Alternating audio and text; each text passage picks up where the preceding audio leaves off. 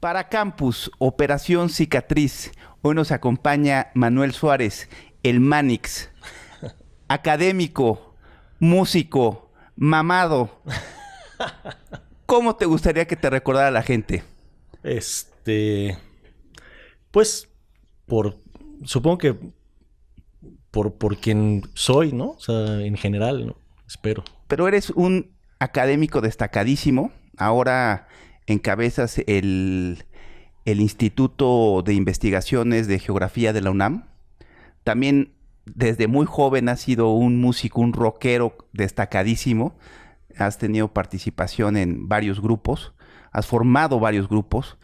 Yo me acuerdo, bueno, desde secundaria, el bachillerato, salida de emergencia, después fue Guillotina, ahora Motor, ¿no? También, pues, eres un deportista destacado, te gusta hacer ejercicio, es parte importante de tu vida diaria.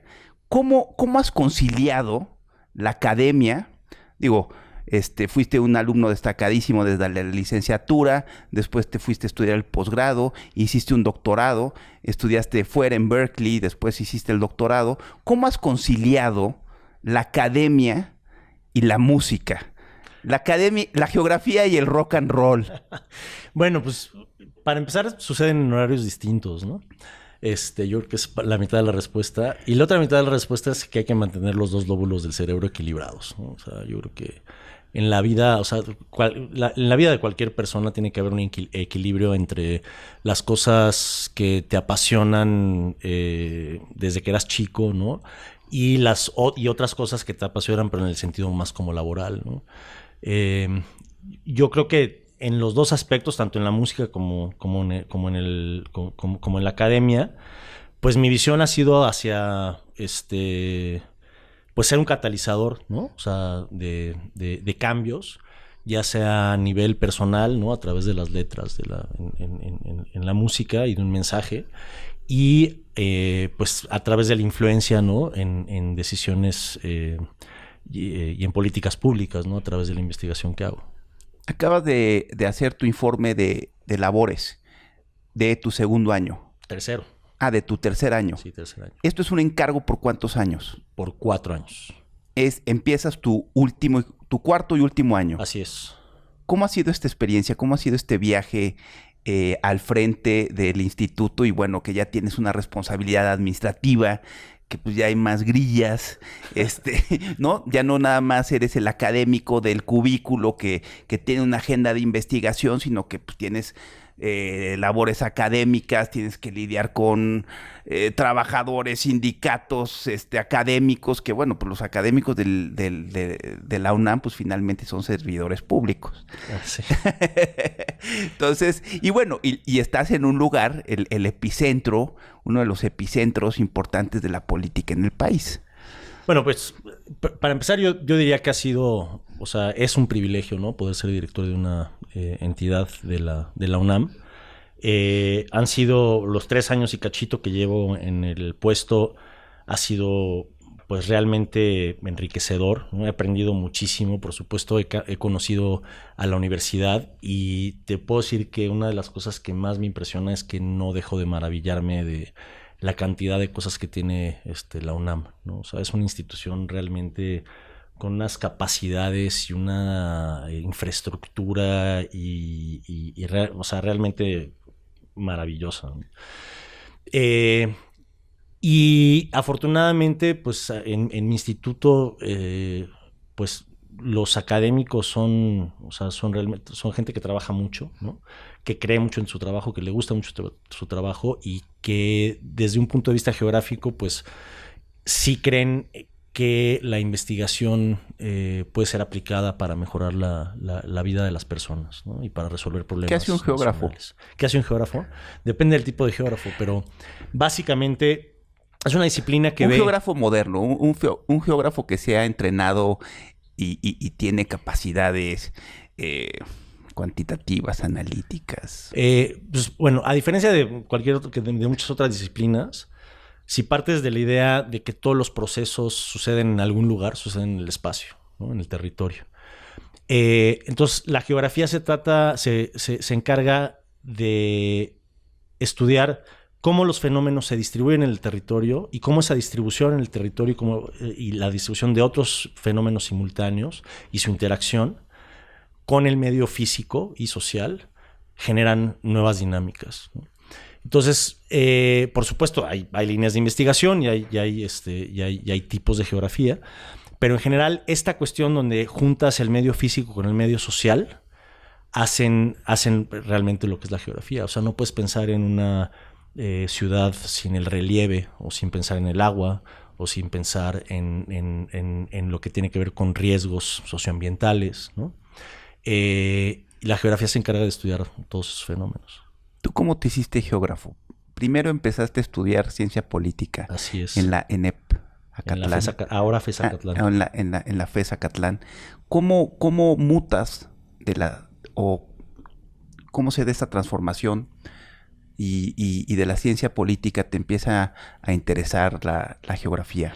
Lo que pasa es que en ciencia política hay dos rumbos muy claros, ¿no? Puedes irte a la parte precisamente como de entender fenómenos políticos, ¿no? O a la parte más como de administración pública. Y a mí siempre me interesó más la parte de administración pública. Y dentro de eso, en algún momento, por ahí del 8º semestre, llevé una clase de planeación territorial, de planeación regional. ¿Se parece a la planeación urbana? Tiene que ver, ¿no? O sea, están muy, muy relacionados. O sea, parte de la planeación urbana es planeación regional. Y de ahí, de hecho, fue como una especie de flashback a cuando estaba en la prepa y a las clases de geografía de prepa, en donde precisamente una de las partes más importantes era cómo crecían las ciudades y cómo se desarrollaban, ¿no? Y entonces de ahí, pues yo dije, de aquí soy. Y entonces ya hice una maestría en planeación urbana. Y cuando regresé... En Berkeley, sí. Y cuando regresé a México... ¿Muy cuantitativa? Sí, medianamente, altamente. ¿Ahora los geógrafos tienen que saber mates? Tienen que saber mates, sí, yo diría que sí. Hay muchos que no, pero sí. De hecho, acabamos de diseñar una nueva carrera de geografía aplicada que se va a impartir en ES Mérida. Y esperemos que en la Escuela Nacional de Ciencias de la Tierra, aquí en CU, a partir del año que entra. Y pues es toda muy cuantitativa, ¿no? Sí es necesario. Yo creo que sí es necesario. Oye, platícanos un poquito de tu agenda de investigación y quizá de la agenda de investigación del instituto. Pues igual y puede haber cosas interesantes que pues, la banda se puede echar un clavado, ¿no? Sí. Porque digo, son cosas, ya hacen cosas muy prácticas, ¿no? O sea, digo, todo es orientado a un cliente. Me imagino que tienen como cliente a la Ciudad de México, a gobiernos regionales, tiene que ver con movilidad, cómo disminuir la contaminación. Sí, hay una infinidad de temas, ¿no? Sí hay una parte muy aplicada, pero también hay una parte que tiene que ver con la generación de conocimiento per se, ¿no? Que es una parte así se hace ciencia, ¿no? O sea, no necesariamente algo que no tiene una aplicación directa en el momento no quiere decir que no pueda tener una aplicación después. Digo, pregúntale a Galileo, ¿no? Uh-huh. Pero la agenda es muy variada, ¿no? Tenemos 3 departamentos, uno de geografía física, uno de geografía social y uno de geografía económica. Entonces tenemos, por ejemplo, un grupo muy importante que se dedica a cuestiones de geografía del turismo, otro grupo bastante importante que se dedica a geografía de la minería, otro grupo muy importante que se dedica a cuestiones de geografía urbana, dentro de los que estoy yo. Y después en geografía física tenemos, yo creo que el tema más importante es el de riesgos. Vemos cosas que tienen que ver con deslizamientos de laderas, con inundaciones, con N cantidad de riesgos socioambientales que puede haber. Ahorita estamos estamos en un grupo que está viendo el problema del sargazo. ¿Sí es un pedo? Sí es un grande problema. Sí es un gran problema. Es un problema económico, es un problema regional, es un problema social, es un problema de salud pública. ¿Se puede resolver? Sí, por supuesto. Por supuesto, pero necesitas conocimiento, ¿no? del ¿Qué hay que hacer? Pues habría que hacer una investigación primeramente para saber de dónde viene, porque no sabemos. Puede ser del mar del Sargazo, se puede estar generando en el Golfo, en el Caribe, perdón. Podría estar viniendo de Sudamérica, podría ser una combinación de las 3 cosas. Entonces no sabemos dónde se origina, no sabemos cómo se transporta.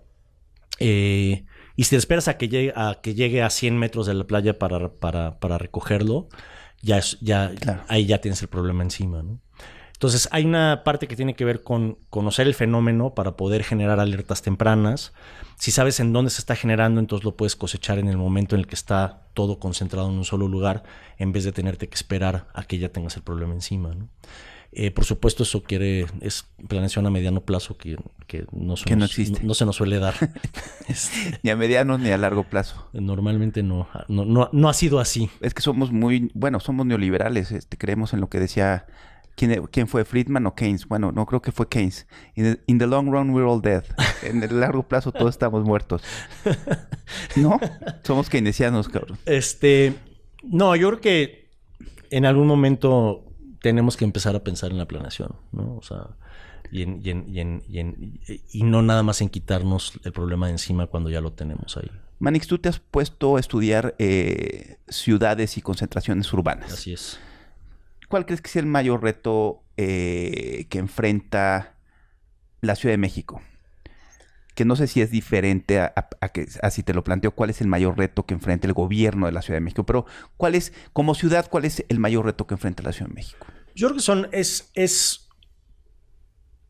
es un problema integral, ¿no? O sea, la ciudad es un ente muy complejo, ¿no?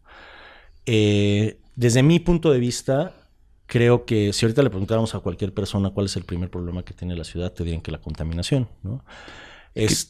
Pero eso varía estacionalmente. Vaya, es que estamos saliendo de una contingencia. Tuvimos un pedísimo. Y aparte, creo que una contingencia que no se había dado en mucho tiempo. O bueno, desde que se hacen las mediciones. Es decir, tuvimos una contingencia por altos índices de partículas suspendidas. Así es. De PM2.5. Así es. Normalmente... Que es muy diferente a las contingencias que habíamos tenido en el pasado de altos niveles de ozono. Así es. Son dos cosas completamente diferentes y se resuelven de manera muy distinta. Sí y no. Bueno, o sea, la parte que tiene que ver con PM2.5, la atribuible a incendios, pues eso hay poco que hacer, ¿no? O sea... No, ¿cómo? O sea, no puedes... O sea, los incendios... A ver, dime si estoy en lo correcto o no, pero... En medios y en redes sociales, como que últimamente ha estado esta idea, bueno, en redes de, pues, la política pública y las decisiones de política pública tienen consecuencias. Si tú tomas una decisión, vas a obtener un resultado. Sí. Si disminuyes los recursos que van al día siguiente a CONAFOR, por ejemplo, no, pero espérate. O sea, si tú le quitas 1,000 millones a la CONAFOR y debido a eso tiene una menor capacidad de respuesta hacia los incendios, ¿puedes tú atribuir a eso la crisis que tuvimos recientemente en calidad del aire? Yo creo que no. Ok. Yo creo que no. O sea, sí es cierto que pasaron simultáneamente, pero es difícil pensar que el número de incendios que hubo en esta temporada... La Ciudad de México se vio afectada por incendios que ocurrieron fuera de la ciudad. Muy lejos. Hasta Guerrero se hablaba de que... Exacto. O sea, todo el Pacífico estaba lleno de incendios. Ahora, tiene que ver con una serie de condiciones meteorológicas particulares, ¿no? Tiene que ver con la estacionalidad. O sea, los incendios forestales sí son un proceso natural. O sea, sí ocurren de manera natural. Y bueno, que son de manera natural, pero también se habla de prácticas agrícolas. Por supuesto.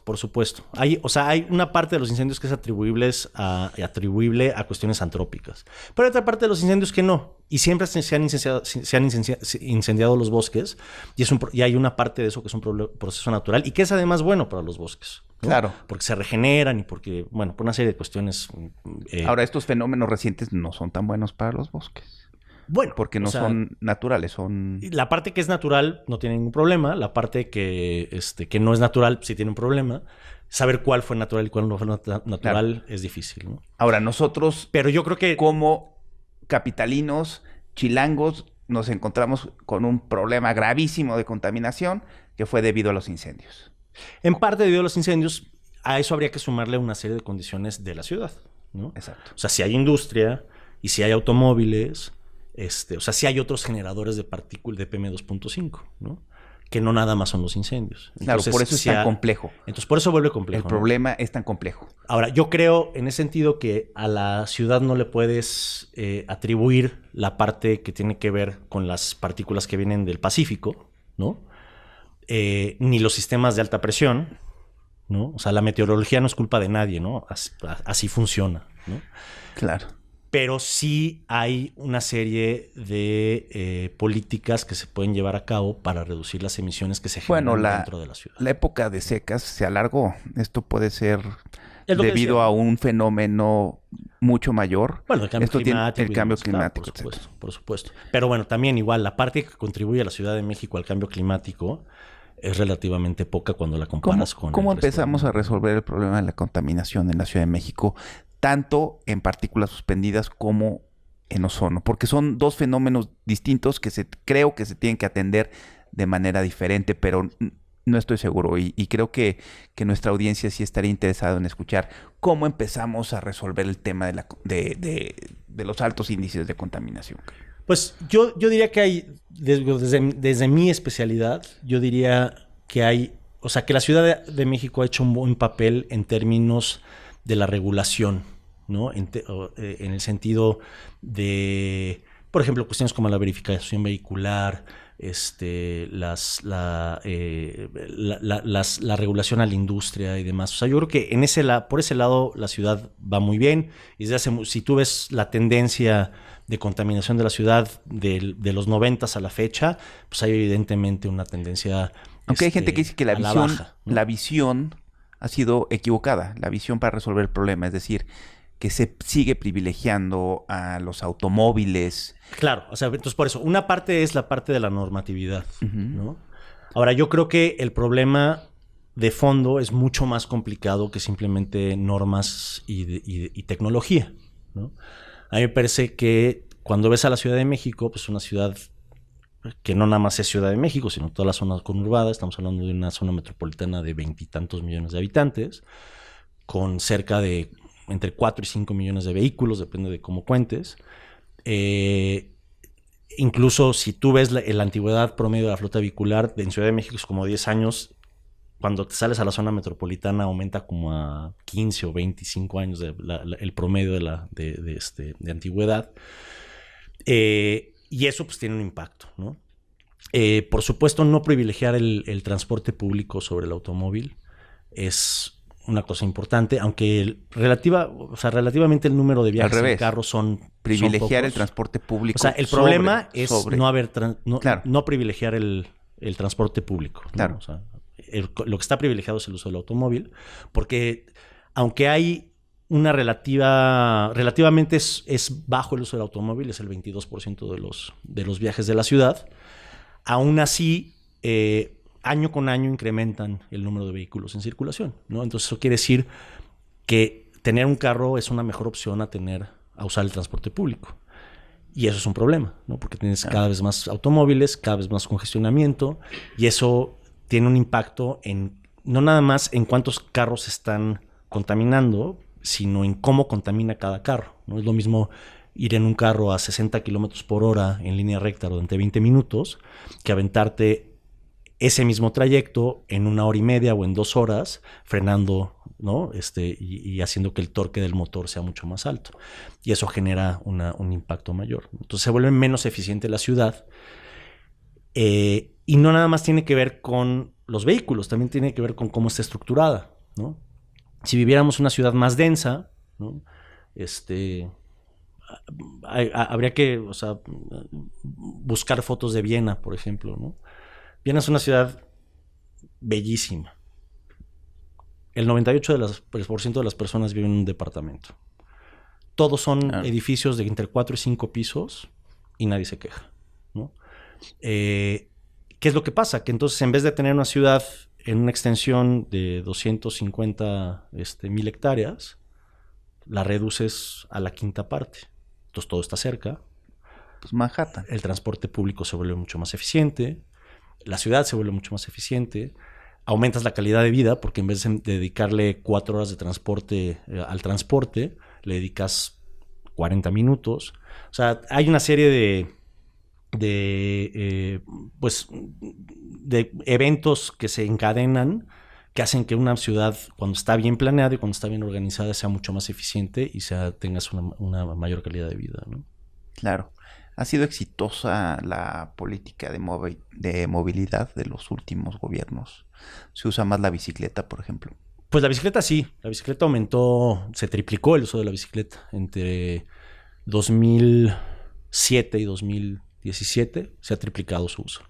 Y es una muy buena noticia y tiene que ver con la infraestructura ciclista, ¿no? Yo creo que eso es un gran acierto del Sí, más bien gobierno. que en la política de movilidad ha sido exitosa en el desarrollo de infraestructura ciclista. Ahí sí, o sea, yo creo que definitivamente. O sea, de hecho hicimos un estudio el año pasado donde le preguntamos a los ciclistas qué tan probable creían cuál era la probabilidad que ellos pensaban que tenían de tener un accidente en ese viaje, ¿no? Y el 80% dijo muy alta. Pero cuando comparas a los que andaban sobre ciclovías contra los que no andan en ciclovías, los que andaban en ciclovías solo el 25% decía que era muy alta, ¿no? Entonces, evidentemente la percepción que los ciclistas tienen sobre la infraestructura ciclista hace que sea más seguro y eso aumenta el uso. Ahora, 3% tampoco es, pues, es más que el uso de taxi, ¿no? O de moto, aún. Pero está muy lejos de ser, o sea, de realmente poder reducir los índices de contaminación simplemente con las bicicletas. Que yo creo que es una cosa bastante factible, ¿no? O sea, sí es, o sea, llegarle a una cifra de 6-7% de viajes en bicicleta es definitivamente factible. ¿Y el desarrollo de infraestructura ciclista se está desarrollando donde se tiene que desarrollar?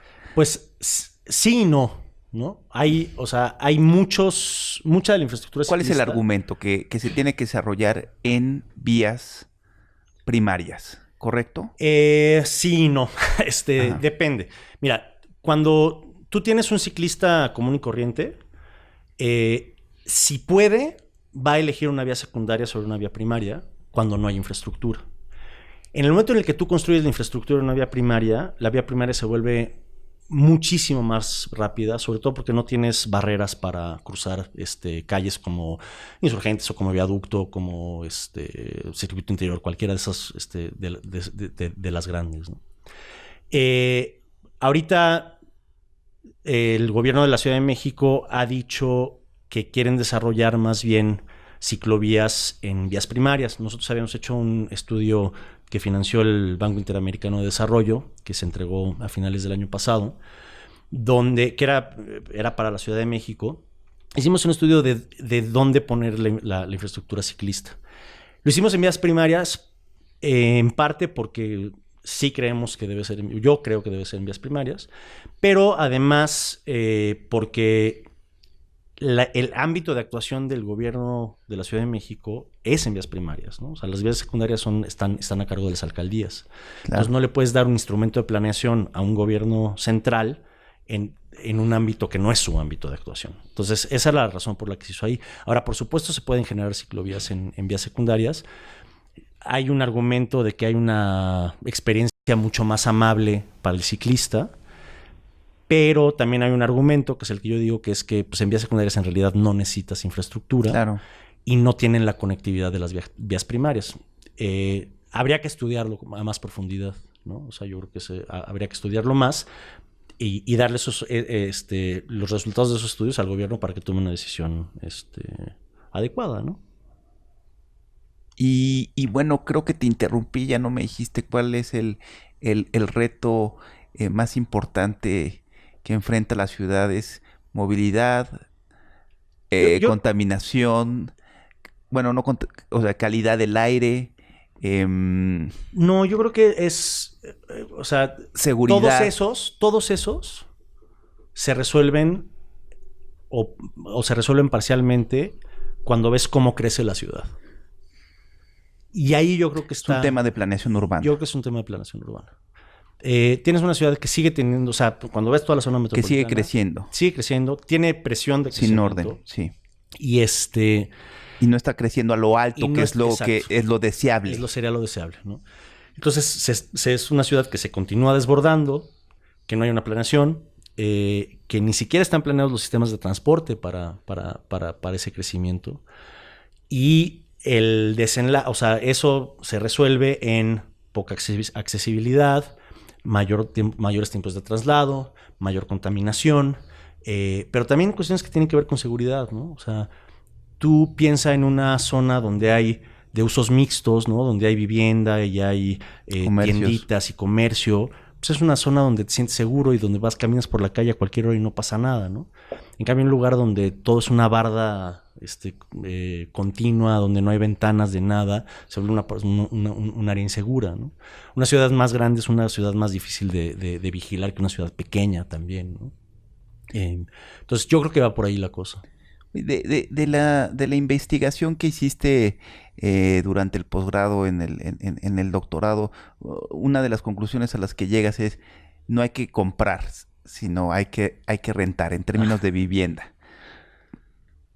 Hay un argumento, por supuesto, financiero, pero ¿cuál es el argumento desde una óptica geográfica o de planeación urbana? ¿Por qué no hay nunca que comprar y siempre hay que rentar?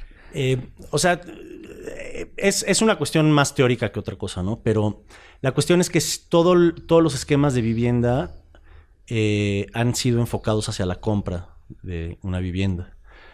Y hay muchos grupos, o sea, hay un estrato de la sociedad que es imposible que pueda adquirir una vivienda. Y nunca se ha pensado en un esquema, al menos en México, en un esquema de vivienda pública para renta. Que si lo piensas un segundo, pues puede tener un impacto mucho más duradero a lo largo del tiempo.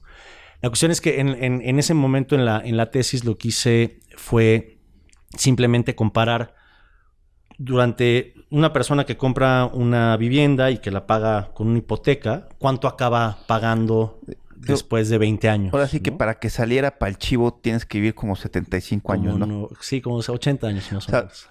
Pasar el límite de los 75 para que convenga comprar versus rentar. Versus rentar, así es. Entonces hay un argumento en ese sentido, porque lo que pasa es que la compra de vivienda... Eso también tiene que ver por una cuestión de transporte y movilidad, ¿no? ¿Qué tan cerca estás o qué tan lejos estás de tu centro de trabajo? ¿Es correcto? La cuestión es que si rentas tienes más probabilidad de estar en zonas que están más cercanas, porque tu poder adquisitivo aumenta, ¿no? O sea, es más barato rentar que comprar. Entonces te alcanza para más. Y entonces disminuye tu tiempo de traslado y disminuye tu costo de traslado, ¿no? El costo, entiéndase costo no nada más monetario, ¿no? Sino también costo en el sentido de tiempo. Y pues cada quien que se pregunte cuánto vale su tiempo, ¿no? O sea, claro, cuánto vale 2 horas de tu tiempo. El costo de oportunidad, exacto, pues es una cuestión de costo de oportunidad. Sí. ¿Y cómo va motor? Chido. Bueno, ahorita está medio en pausa. Este año no estamos haciendo nada. Aún. Yo estoy más bien trabajando en un proyecto solista. ¿Qué es el de guillotina? ¿El acústico? Va a tener cosas de guillotina, de hecho va a tener cosas de motor también. Pero estoy componiendo un par de canciones, van a ser 10 canciones en total, van a ser 4 de guillotina, 1 de motor y 5 nuevas mías. Ya. Y solo es guitarra acústica y voz. Ya. Y entonces este año no vamos a tener conciertos de motor.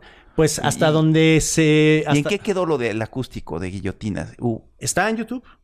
Si buscan no es un acústico de guillotina, ahí está. Y platícanos un poquito más de este proyecto personal. Pues después de eso, después de ese concierto que hice de canciones de guillotina en guitarra acústica, que fue todo un reto, la cuestión era, pues yo siempre había tocado con una banda, ¿no? Entonces bien fácil pues conectarte a un amplificador, ponerle distorsión y que todo el mundo toque a todo lo que da. Cuando lo encueras todo y nada más tocas con una guitarra acústica y voz, que eso tenga el mismo impacto y la misma intención que algo donde hay toda una instrumentación y sonidos eléctricos, pues todo un reto, ¿no? Y siento yo que lo logré muy bien y me gusta mucho ese concierto. Y entonces de ahí nació como pues como que me entró el gusanito, ¿no? De hacer canciones acústicas y de hacer algo propio, ¿no? Sin una banda que nunca lo he hecho. Y ahí va, ahorita ya llevo 4 de las canciones compuestas. Y está padre, estoy muy contento. Yo creo que ¿Te gustó cómo te escuchaste? Sí, mucho. Digo, es muy complicado, ¿no? Porque siempre la parte de la intención, cuando tocas nada más con la guitarra, o sea, la guitarra acústica te pone en evidencia cada 3 segundos, ¿no? O sea, no puedes cometer el más mínimo error porque se nota así abismalmente, ¿no? Entonces, hay una precisión especial que tienes que tener cuando tocas guitarra acústica. Pero me gusta, o sea, está padre. Y aunque sea guitarra acústica y voz, está rocker, ¿no? ¿Y cómo te preparaste para este proyecto? No, pues mucho ensayo. O sea, ¿Cuántas horas? Ensayar. Pues normalmente, pues unas 2 horas. ¿Practicas entre semana? Entre semana. Bueno, pues todos los días, unas 2 horas en la noche. Qué bien. Oye, y ya para irnos y concluir este segmento, esta entrevista, ¿cómo te pusiste tan mamado? Digo, hay que ir al gimnasio. Hay que ir al gimnasio. Para alguien que quiera, por ejemplo, que es un couch potato, cabrón, ¿no? ¿Tú qué le aconsejarías, cabrón? Pues hay que decir, bueno, tienes que hacer cardio, tienes que ir al gimnasio, tienes que levantar pesas, tienes que comer de esta manera. ¿Tú haces alguna dieta en específico? ¿Privilegias las proteínas sobre esa sería toda una entrevista. Sería toda una entrevista. Platícanos, todavía larga, tenemos tiempo. Pero sí, o sea, definitivamente, bueno, yo le apostaría, o sea, con cualquier persona yo le apostaría a las pesas antes que al cardio o cualquiera de esas cosas. ¿Y qué tipo de pesas? Porque hay muchos tipos de pesas, ¿no? De resistencia, de fuerza. Pesas pesadas. No hay pesas ligeras, ¿no? Lo más pesado que puedan levantar, el menor, aunque sean pocas repeticiones. ¿No? Claro. Y aunque sean pocas repeticiones. Yo ya tiene mucho tiempo que hago 3 a 4 ejercicios por día. ¿Haces diario pesas? De lunes a viernes. Pues sí, todos los días. 3 a 4 ejercicios. ¿Y en esos días haces cardio o nada más puro trabajo de resistencia? 4 días a la semana trabajo hago de cardio. fuerza. Un día sí y un día no. O sea, lunes, miércoles, viernes y sábado cardio. Pero te digo, desde hace mucho yo estoy haciendo rutinas que son 3 a 4 ejercicios de 3 series de entre 4 y 6 repeticiones, ¿no? Y eso tiene un efecto mucho más importante en el bajar de peso que hacer cardio, ¿no? Porque el chiste es que cuando tú haces masa muscular, esa masa muscular tiene que sobrevivir durante el día. Entonces la cantidad de calorías que quemas es mucho mayor que la de 20 o 30 o 40 minutos de cardio, ¿no? Claro. Hacer cardio es importante, el corazón también es un músculo, pero 25 minutos 3 o 4 veces a la semana es más que suficiente, diría yo. ¿Y es alguna dieta? Porque ahorita hay como muchos fads, ¿no? O sea, la gente te dice, no, haz una dieta ketogénica. ¿Qué quiere decir esto? Que comas proteínas y grasas y algunas verduras. No, yo creo que hay que tener privilegia las proteínas sobre los carbohidratos. Hay otras dietas que dicen, bueno, no, o sea, come carbohidratos, come frutas, come verduras, toda la gente que esté empezando nada más a basar sus dietas en... Fíjate, yo siempre que he visto a gente verduras y vegetales. que hace dietas especiales, para cualquier dieta para la que tengas que comprar un libro, o que hayas visto en una página de internet, yo lo único que veo es gente miserable que regresa a su estado inicial poco tiempo después de haber iniciado la dieta o peor, ¿no?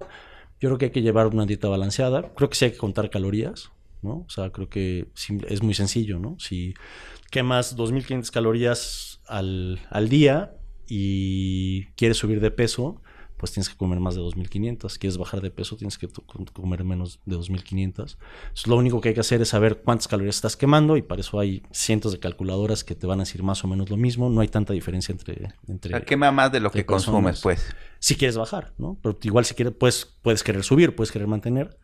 Creo que también una dieta alta en proteínas es una dieta, sí, cuando quieres subir de masa muscular es importante, pero sin pasarte, ¿no? O sea, sin pasarte porque pues, también eso tiene un efecto sobre el hígado. ¿Entrenas escuchando música? Por supuesto. ¿Qué traes en tu iPod? Ahorita estoy oyendo mucho a Tom Petty. Ajá. Grueso. A Tom Petty, a Neil Young. Uh-huh. Pero sobre todo Tom Petty, me he vuelto súper mega fan últimamente. Como guitarrista, ¿quién admiras? Uf. ¿Cuáles son tus influencias? Eso se me olvidó preguntar. Pues de guitarristas yo creo que el más importante es Jimi Hendrix, sin duda alguna. Pero también tengo mucha influencia de Brian May. Ajá. Que a ti te hayan influenciado. Precisamente, ¿no? Yo creo que mucho de Jimi Hendrix, mucho de Brian May, Richie Blackmore de Deep Purple, definitivamente. Sí, Richie Blackmore es de mis guitarristas favoritos, sin duda. Sé que además eres un gourmand. ¿Dónde has ido a comer últimamente? Igual aquí te voy a balconear porque te van a decir, no, pues es pirurrón. El Manix es pirurrón, es fifi. Hay unos tacos en la esquina de Chiapas y Tonalá. Ajá. Increíbles. Ay, qué bien. Enfrente de la gasolinera. Ah, qué bien. Cierran a las 2 de la mañana, pero si quieres de tripa tienes que llegar temprano. Manix, muchísimas gracias. A ti, no sabes Alex. cómo te aprecio que hayas venido a Campus. Muchísimas Ya gracias sabes por la entrevista. que eres un consentido de Campus y sabes que también te tengo yo en lo personal mucho aprecio. Muchísimas gracias. Gracias. Un saludo a toda la banda. Gracias.